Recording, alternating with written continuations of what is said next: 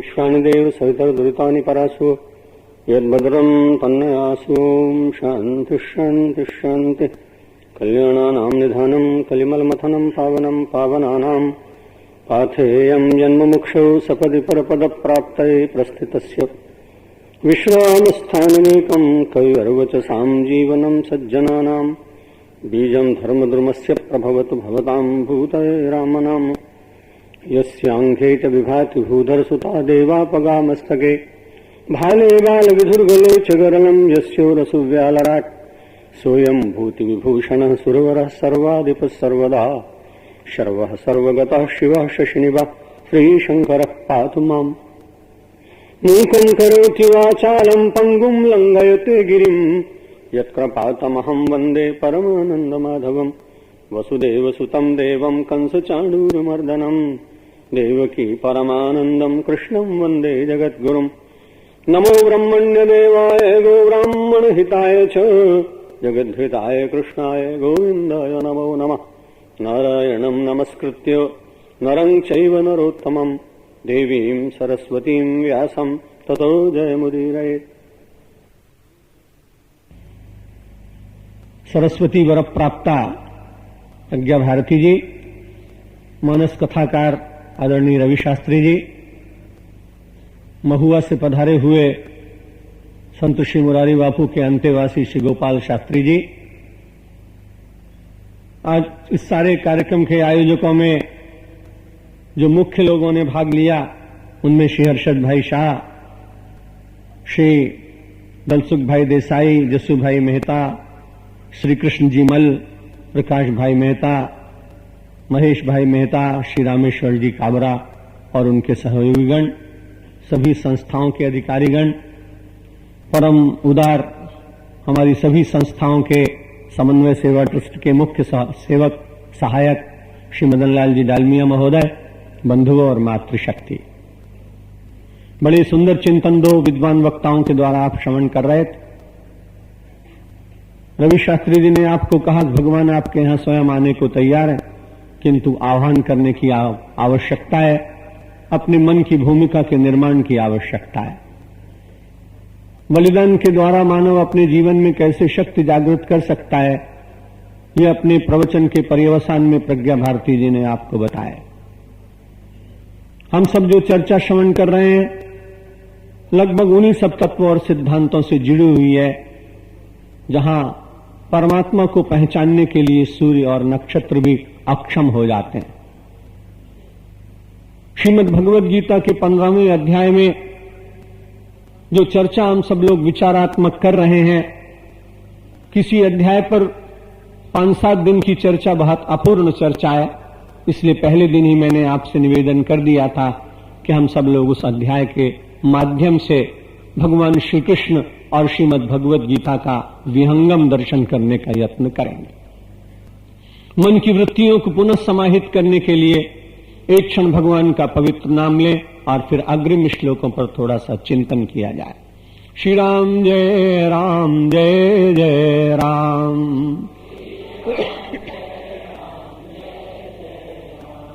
श्री राम जय राम जय जय राम, श्री राम जय राम जय जय राम,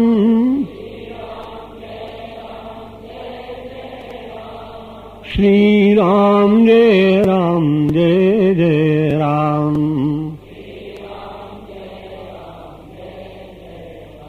श्री कृष्ण गोविंद हरे मुरारे,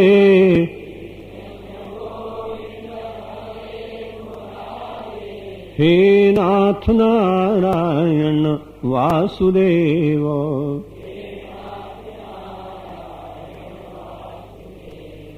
श्री कृष्ण गोविंद हरे मुरारे,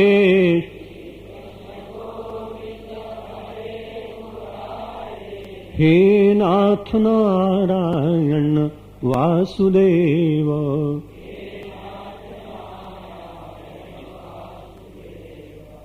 जो भी धर्म किया जाता है वो शरीर के माध्यम से होता है।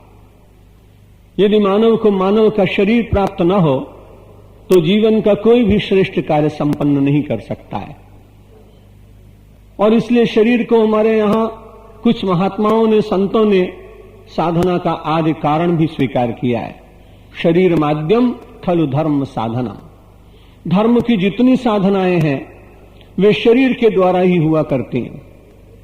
लेकिन यदि शरीर के प्रति मानव की आसक्ति हो जाए तो सारे संसार की जितने पदार्थ हैं केवल एक मानव शरीर की आवश्यकता को भी पूर्ण करने में असमर्थ हो जाते हैं। इसलिए साधन को साधन के स्थान पर और साध्य को साध्य के स्थान पर रखने का प्रयत्न आध्यात्मिक चिंतन के द्वारा प्राप्त हुआ करता है। शरीरम यदवाप्नोति यच्चापित कामति स्वरः गृहीत्वैतानि संयाति वायुर्गंधा निवासयात्। ये शरीर संसार में से परिवर्तित होता है और उत्क्रामंती छोड़ देता है। जब शरीर को छोड़कर किसी दूसरे शरीर में प्रविष्ट होता है तो कई बार लोग विचार करते हैं कि मनुष्य के साथ में जाता क्या है और फिर संसार में मनुष्य का आगमन होता कैसे है। बड़ा गूढ़ प्रश्न है। विज्ञान से तो इसे सिद्ध करना आज भी बहुत कठिन, लेकिन शास्त्र, विश्वास और प्रमाण, इनके द्वारा व्यक्ति को लगता है कि पुनर्जन्म होता है और मानव अपनी सूक्ष्म शक्ति को और संस्कारों को लेकर संसार में पुनः आविर्भूत होता है, पुनः प्रकट होता है, पुनः जन्म ग्रहण करता है। संसार की सारी वस्तुएं बहुत मूल्यवान होने पर भी ये बड़ी विचित्र बात है कि वो छूट जाती है। धनानि भूमौ पशवश्च गोष्ठे नारी गृह द्वारे जना श्मशाने अदेहश्चितायाम परलोक मार्गे धर्मानुगो गच्छति जीव एकः। शास्त्रकारों ने कहा धनानि भूमौ, जो धन था वो भूमि के भीतर रह गया, क्योंकि उस समय तक गोदरेज ने अपनी अलमारी का निर्माण नहीं किया था। लोग धरती के नीचे उसे दाब दिया करते थे। धनानि भूमौ पशवश्च गोष्ठे, और उस समय तक गैरेज नहीं बने हुए थे, इसलिए लोग गोष्ठ में बांध दिया करते थे अपने पशुओं को और वे वहीं रह जाते थे। धनानि भूमौ पशवश्च गोष्ठे नारी गृहद्वारी, अत्यंत स्नेह करने वाली पारिवारिक महिला अपने गृह के द्वार तक विदाई देती है और जिनसे अपना मतलब बहुत ज्यादा नहीं, ऐसे मोहल्ले के लोग बहुत दूर तक जाते हैं, माइल 2 माइल तक जाते हैं। नारी गृहद्वारी जना श्मशाने, वे लोग स्मशान तक साथ जाते हैं।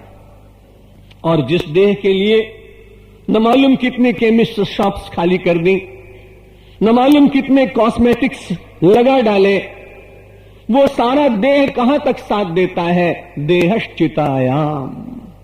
वो देह भी केवल धू जलती हुई अग्नि की उन ज्वालाओं के साथ तक हम सब लोगों का साथ दे पाता है। बड़ा प्रश्न है। सब छूटते चले गए, देह भी छूट गई, अब आना कैसे होगा? शरीरम यदवाप्नोति यच्चापित कामतीश्वराः, निरंतर भ्रमण करते हुए देह को छोड़कर और फिर गृहीत्वैतानि संयाति, फिर वो दूसरे शरीरों को ग्रहण करता है। और कैसे ग्रहण करता है? वायुर्गंधा निवासयात्। बड़ा अच्छा भगवान श्री कृष्ण ने हम सब लोगों को बड़ा व्यावहारिक उदाहरण दिया। आप प्रातः काल घूमने गए थे हैंगिंग गार्डन में और बड़े प्रसन्न हो गए और अपने मित्र से कहा यहां का माली बड़ा अच्छा है। आपका परिचय उससे नहीं था, माली को आप नहीं जानते थे, लेकिन माली की आपने प्रशंसा की। माली ने आकर के आपको कोई पुष्प गुच्छ भी नहीं दिया था, इसलिए भी प्रशंसा करने का कोई कारण दिखाई नहीं पड़ता था।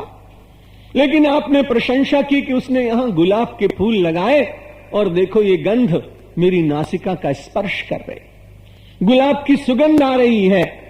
लेकिन गुलाब की सुगंध माली ने नहीं दी आपको, क्योंकि आप जान नहीं पा रहे हैं, इसलिए माली की प्रशंसा कर रहे हैं।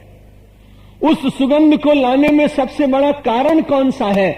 यदि उस समय पवन का प्रवाह बंद होता तो आपको गुलाब की सुगंध नहीं मिल सकती थी। वायुर्गंधा निवासयात्, जैसे वायु गंध को ले जाती है और आप दूसरे बगीचे में गए और आपने देखा एक सुंदर सी लता और उस पर छोटे छोटे पुष्प, तुरंत आपने कहा आज चमेली में बड़ी महक आ रही है। जैस्मिन आपको बहुत महकती दिखाई पड़ी, लेकिन उस गंध को भी कौन लेकर आया? वायु का छोटा सा न दिखने वाला झोंका। वायु को लोग देख नहीं पाते हैं, वायु की अनुभूति होती है, वायु का स्पर्श होता है। अभी आप चले ही जा रहे थे कि अचानक आप पहुंच गए धारावी में और आपने अपनी रुमाल निकालकर और अपने नाक पर लगाई। अभी तो आप हैंगिंग गार्डन में थे, गुलाब की सुगंध आ रही थी और आप पहुंच गए झुग्गी झोपड़ियों में। आपने रुमाल निकाली और अपने नाक में लगा ली। अपने मित्र से कहा बड़ी दुर्गंध आ रही है। दुर्गंध कौन लाया? वही पवन जिसने आपको सुगंध दी थी, वही पवन आपको दुर्गंध दे गया। यह शरीर हम सब लोगों का निश्चित रूप से माध्यम है, लेकिन इन शरीर को परिवर्तन होने के बाद जैसे वायु पुष्प के गंध को ले जाती है, वैसे इस शरीर के भीतर विराजमान सूक्ष्म संस्कार व्यक्ति को अग्रिम जन्म प्रदान करते हैं।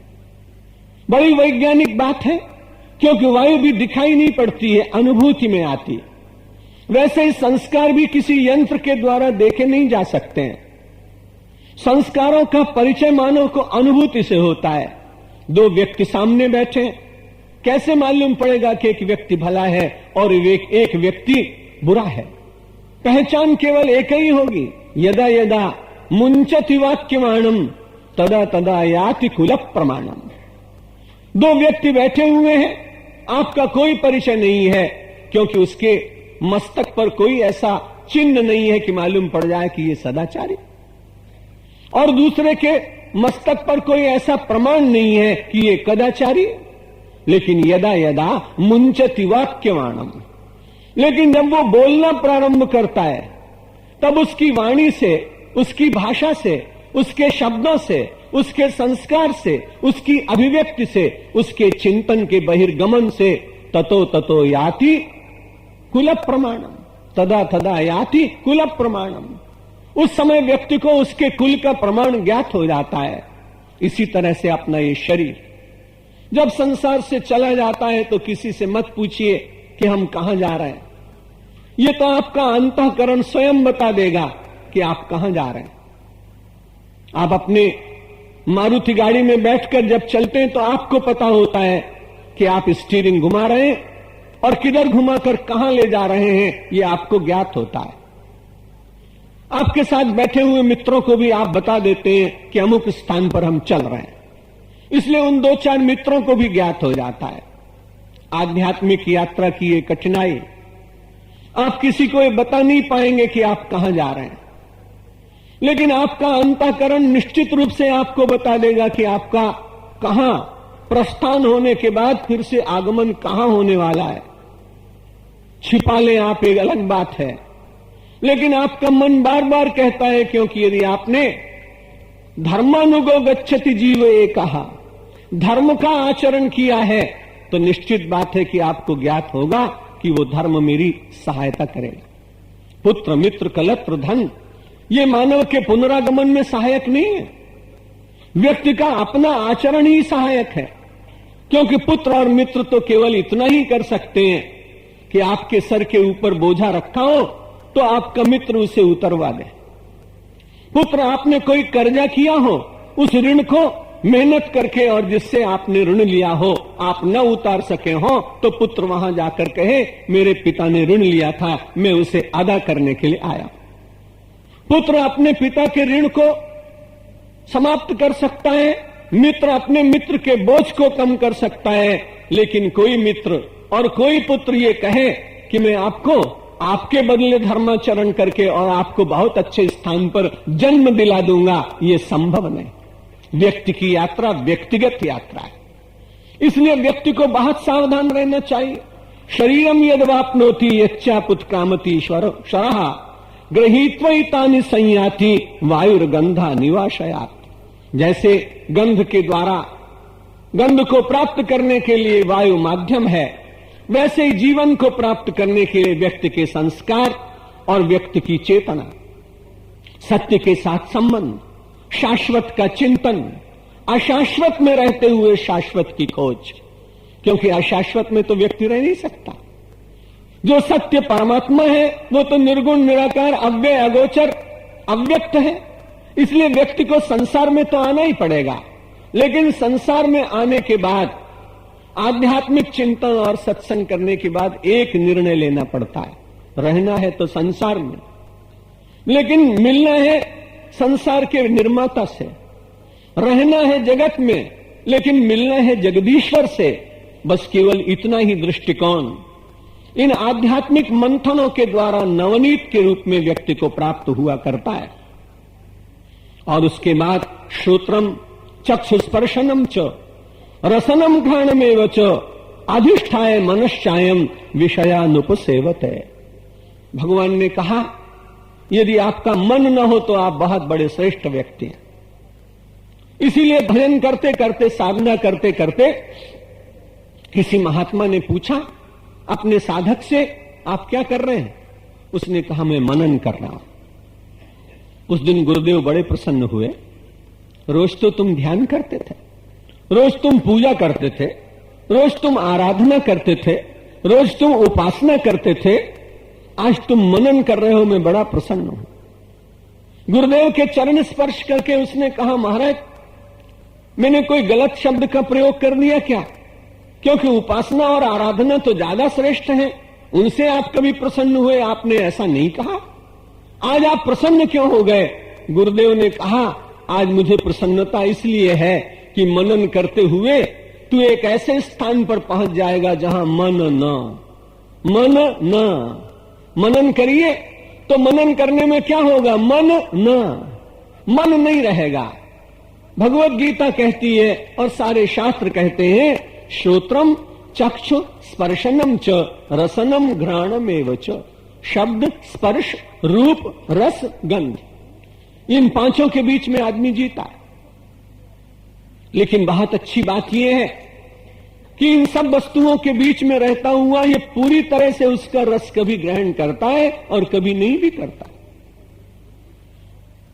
जब वो ग्रहण करता है तो अधिष्ठाय किसको पकड़कर करता है, किसके सहारे से करता है? भगवान श्री कृष्ण ने कहा अधिष्ठाय मनश्चायम। यदि इसके साथ मन न जुड़ा हो तो निश्चित बात है कि आप संसार के पदार्थों में रह सकते हैं, लेकिन आप आसक्त नहीं हो सकते। पान की दुकान पर दो लड़के खड़े थे, आपस में बातें कर रहे थे। तीसरे मित्र को किसी ने कहा था कि इधर से निकलेगा तो तुम रोक लेना। बातें करते करते वो अपनी बात में इतने तल्लीन हो गए कि उधर से तीसरा मित्र स्कूटर से निकला। उस तीसरे मित्र ने अपने इन दोनों मित्रों को देख लिया, लेकिन बहुत त्वरा में था, शीघ्रता में था, कोई अन्य आवश्यक कार्य था, इसलिए वो चलता चला गया और वो रुका नहीं। चौथे मित्र ने अपने उन दो मित्रों से पूछा मेरा तीसरा मित्र इधर से निकला और तुमने उसे रोका नहीं? उन्होंने कहा कि नहीं, इधर से नहीं निकला है। तीसरे मित्र से पूछा क्या तुमने उन दोनों मित्रों को देखा था? हां मैंने देखा था, वो दोनों बातें कर रहे थे। उन दोनों मित्रों से फिर उस चौथे मित्र ने पूछा तुमने देखा तो था, फिर तुम कहते हो हमने देखा नहीं। तुरंत दोनों मित्रों ने कहा हो सकता है हमने देखा हो, लेकिन हमारी आंखें उस समय उसके देखने में तल्लीन न होने के कारण सामने से दिखता हुआ भी हमें दिखा नहीं। यदि मन किसी के साथ नहीं जुड़ा हुआ है तो आप देखते हुए नहीं देखते, आप खाते हुए नहीं खाते, आप चखते हुए नहीं चखते। बड़ी कठिन बात है, लेकिन गीता ने कहा पश्यन श्रवणन स्पृशन जिघ्रन अश्नन गच्छन श्वसन स्वपन प्रलपन विसृजन ग्रहणन उन्मिषन्नपि शन्नपि। संसार में रहता हुआ व्यक्ति शब्द को सुनता है पर नहीं सुनता, रस को ग्रहण करता है पर नहीं करता, संसार के सुख प्राप्त करता है पर नहीं करता। लेकिन कब श्रीमद् भगवत गीता ने विज्ञान बताया अनासक्ति का। श्रोत्रम चक्षुस्पर्शनम च रसनम घ्राणमेव च। इन सारी पांचों वस्तुओं को अधिष्ठाय मनश्चायम, ये जीव मन का अधिष्ठान करके, मन का आश्रय लेकर के इन सब वस्तुओं का रस प्राप्त करता है। यदि धीरे धीरे मन को रूपांतरित करने का प्रयत्न कर दिया जाए तो निश्चित बात है कि मानव बंधन से मुक्त हो सकता है। वृंदावन की घटना एक स्मरण आई। प्रज्ञा भारती जी के मनोमस्तिष्क में अचानक कोई बात आ जाती है, बड़ा अच्छा लगता है, बड़े अच्छे ढंग से वो उसे प्रस्तुत कर देते हैं। मुझे भी अचानक वृंदावन याद आ गया और वहां एक हिंदू का दर्शन आज मैं नहीं कर पा रहा हूं। वहां एक मुसलमान बंधु गया है और उसका नाम है अब्दुल रहीम खान, जो बाद में रहीमन के नाम से प्रसिद्ध हुआ। बांके बिहारी का दर्शन करने चला गया। बांके बिहारी का दर्शन करते करते देखा लोगों को कोई चांदी के थाल में सुंदर पुष्प सजा के लाए। किसी दूसरे को उसने देखा तो स्वर्ण थाल में स्वर्ण पुष्प सजा के लाए। किसी तीसरे व्यक्ति को देखा तो उसने सुंदर सुंदर सद्य प्रसून एकत्र किए और उनकी एक पुष्पमाला बना के लाया। लेकिन ये तो पहली बार आया, औपचारिकता का ज्ञान नहीं है, कैसे भगवान की आराधना की जाती है इसका भी बहुत स्मरण नहीं है, लेकिन चला गया है। वृद्ध के प्रभाव के कारण इतना उन्मत्त हुआ है कि वृद्ध छोड़ने की उसके मन में इच्छा नहीं।